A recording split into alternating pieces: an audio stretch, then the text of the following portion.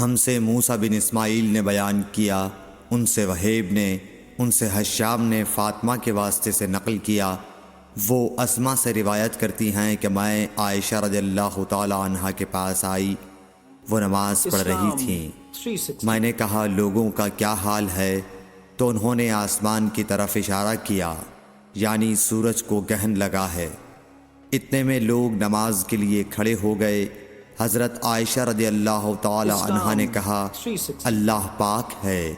میں نے کہا کیا یہ گہن کوئی خاص نشانی ہے؟ انہوں نے سر سے اشارہ کیا، یعنی ہاں۔ پھر میں بھی نماز کے لیے کھڑی ہو گئی، حتیٰ کہ مجھے غش آنے لگا تو میں اپنے سر پر پانی ڈالنے لگی۔ پھر نماز کے بعد رسول اللہ صلی اللہ علیہ وسلم نے اللہ تعالیٰ کی تعریف کی اور اس کی صفت بیان فرمائی۔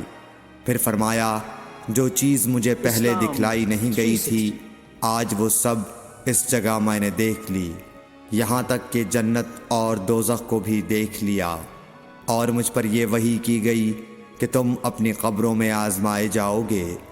مثل یا قرب کا کون سا لفظ؟ حضرت اسما نے فرمایا میں نہیں جانتی۔ فاطمہ کہتی ہیں یعنی فتنہ دجال کی طرح آزمائے جاؤ گے۔ کہا جائے گا قبر کے اندر کہ تم اس آدمی کے بارے میں کیا جانتے ہو؟ تو جو صاحب ایمان یا صاحب یقین ہوگا۔ کون سا لفظ فرمایا؟ حضرت اسما نے مجھے یاد نہیں۔ وہ کہے گا وہ محمد اللہ کے رسول صلی اللہ علیہ وسلم ہیں جو ہمارے پاس اللہ کی ہدایت اور دلیلیں لے کر آئے، تو ہم نے ان کو قبول کر لیا اور ان کی پیروی کی۔ وہ محمد صلی اللہ علیہ وسلم ہیں۔ 3 بار اسی طرح کہے گا، پھر اس سے کہہ دیا جائے گا کہ آرام سے سو جا، بے شک ہم نے جان لیا کہ تو محمد صلی اللہ علیہ وسلم پر یقین رکھتا تھا۔